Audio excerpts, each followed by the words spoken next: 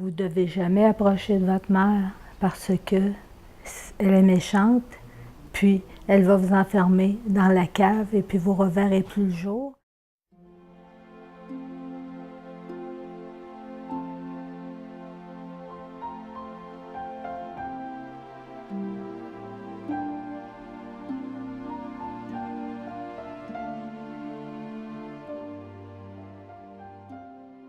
Bonjour, je m'appelle Lise, j'ai 65 ans et je vais vous raconter comment j'ai pardonné à ma mère.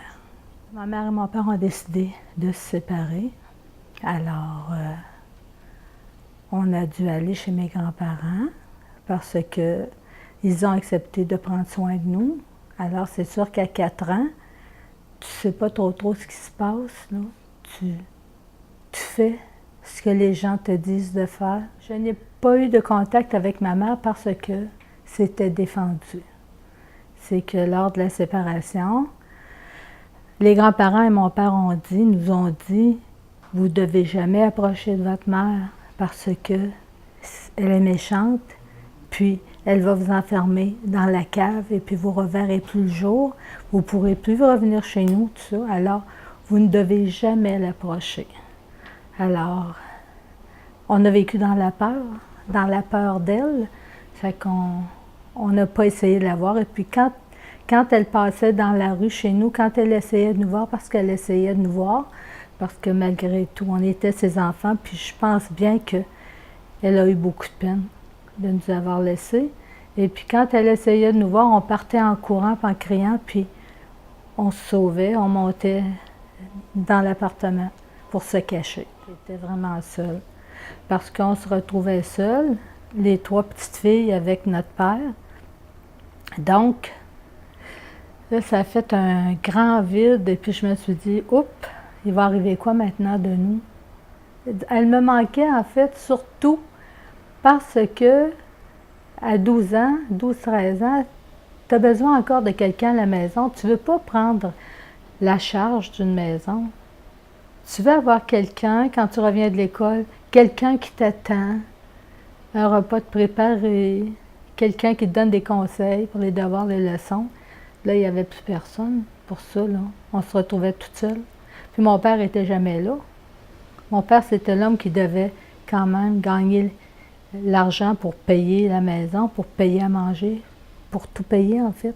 J'ai fini par revoir ma mère lorsqu'elle est tombée très très malade. Et mon père a eu un téléphone pour dire que ma mère n'en avait pas pour longtemps. J'étais contente de la voir.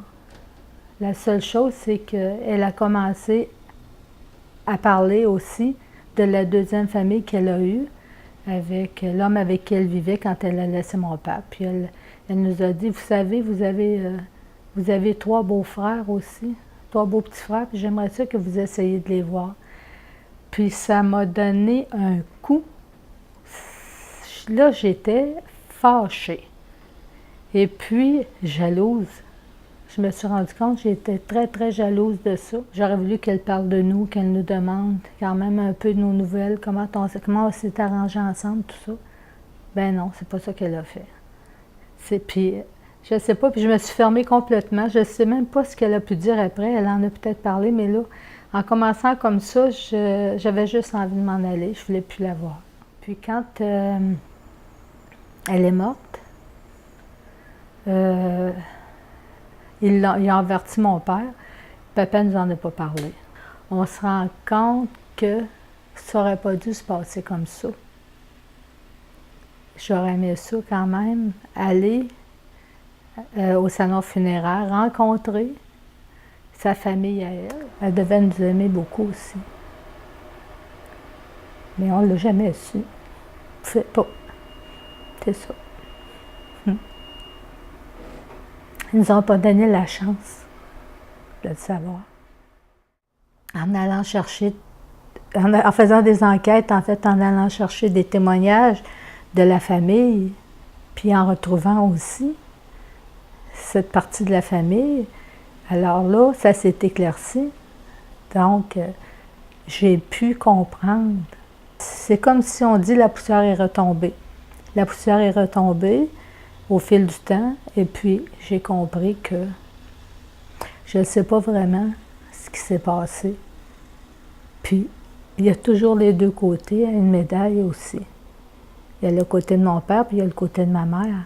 Si j'avais eu la chance de parler avec ma mère, je pense que j'aurais pardonné beaucoup plus vite.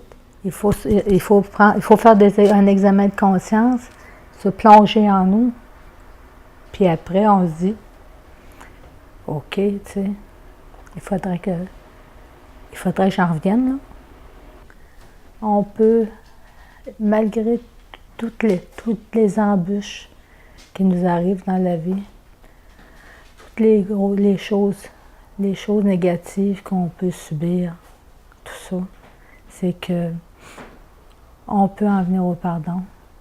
Si on veut être heureux et se sentir allégé, il faut pardonner parce que le pardon, c'est indispensable pour mener notre vie à bien. Une fois, j'ai eu pardonné à ma mère.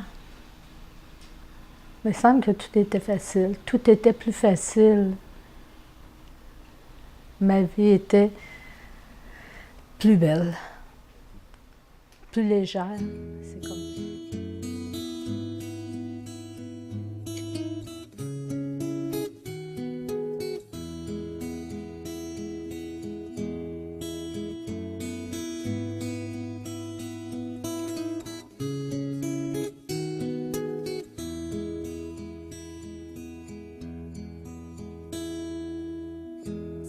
Fallait qu'un jour